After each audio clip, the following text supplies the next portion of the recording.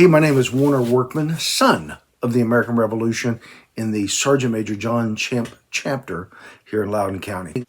Our chapter it was the privilege, honor of attending this event here. If you can see it, it's the spectacular grand celebration of America's 250th birthday. And it was held at the River Creek Club here in Leesburg, Virginia. And what was sort of amazing about this, and I'll preface the whole thing by, who is an American, right? So it was really great. Our chapter got to do the color guard. And so we had three guys from our chapter. We had Ken, he was the, commander, lead, whatever they call. Barry was the lead musket. We had two VFW people, one woman, one male. And then I was the trail, musket guy, right? And so we presented the colors at the beginning of the meeting, or at the beginning of the spectacular grand celebration, right? Anyway, then one of the nice things about it was we got to stay, right? And so, we got our lunch and stuff like that. So let me tell you a little bit about the River Creek Club area anyway. It's sort of an exclusive area. And there's, I think Mark Levin lives there, right? Yeah. Mark Levin on TV, right? But anyway, he lives in this area. But anyway, super nice people, really great people, movers and shakers, I would say, in the community and in the area in general, right? What was interesting is that the reality, most of the people that were there in attendance did not look like me, right? And so, and that was interesting, right? And it goes back to, who's an American, right? So I want to tell you a little story about this guy right here, if you can read it. His name is Anil Sharma. He is the founder and CEO of 22nd Century Technologies. Now, to be honest with you, I've never heard of the company, but he stood up there and he explained who and what it was, right? It's a company, it's in all 50 states. It apparently does some defense work and, a few other things, right? And has about 7,500 employees, right? Well, he told his story, and so I go back to, who's an American, right? So my family's been here about 400 years, right? Pretty close. Came over the mid-1600s. We're almost there, right? Just short of 400 years. This guy came over. Wait, let me get this picture again. This guy came over 40 years ago, more or less, with $100 in his pocket. He now is the founder and CEO of 22nd Century Technologies, employs 7,500 people in all 50 states, right? And he gave his, I'm going to just call it what it is, which is a testimony, right? And what he did consistently throughout it is he reemphasized only in America. I mean, the guy was just blowing me away, man, right? So he comes over there with $100 and creates this, massive business, right? Employs thousands of people in all 50 states. And he gives thanks to the United States, right? One, for taking him in.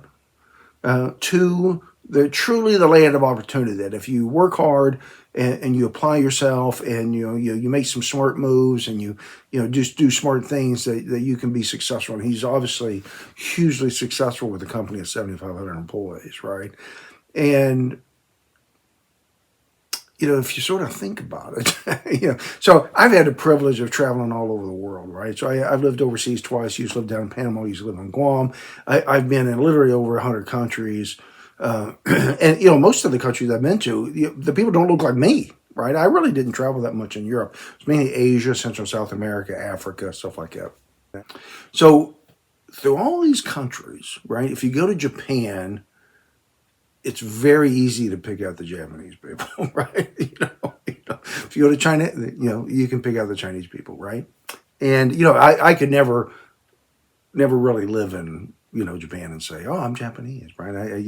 I could never live in China and say, oh, I'm Chinese, or Thailand or Laos or anything, or Africa or, Central and South America, right? I could never say like, oh, I'm a Salvadorian, right?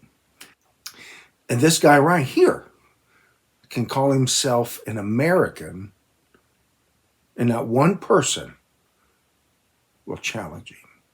The three of us had a great time. They had great food. They had a bunch of Indian dances and dancers. Yeah, so part of what was going on, the entertainment was, we had St. Paul VI Catholic High School Fife and Drum Corps. They actually played a couple of times. Really outstanding, really top notch.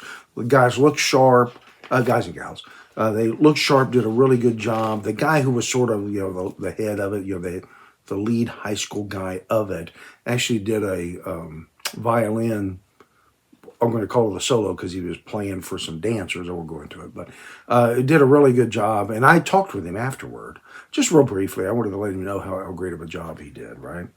Now we also had, so we had a whole bunch of the Indian dancers, and I'll be honest with you, I can't really pronounce their names. I'm not even going to try. It would just not be very useful for me, right? And then we also had, it was pretty neat, at the very end we had the Rappahannock Colonial Heritage Society. So their goal is to preserve the culture of colonial times. And so they spent a few minutes talking about how colonials danced. And so they had a little demonstration. They pulled two people, and there was 4 people out there dancing.